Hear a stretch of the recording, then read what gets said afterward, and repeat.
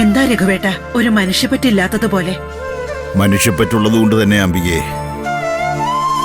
ആ പാവങ്ങൾ സമാധാനമായിട്ട് എവിടെയെങ്കിലും ജീവിച്ചോട്ടെ. ഭഗവാന് മുൻപിൽ വെച്ച് ഈ ആരതിയിൽ തൊട്ട് സത്യം ചെയ്യണം, കാവേരിയെ നീ ഒരിക്കലും കല്യാണം കഴിക്കില്ലാന്ന്. ഈ അമ്മയ്ക്കിതെന്താ? സത്യം ചെയ്യണം.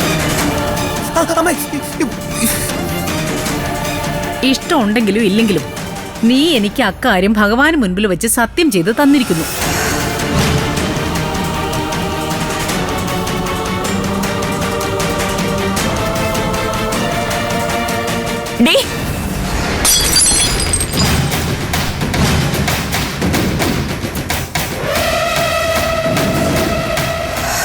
ചേച്ചി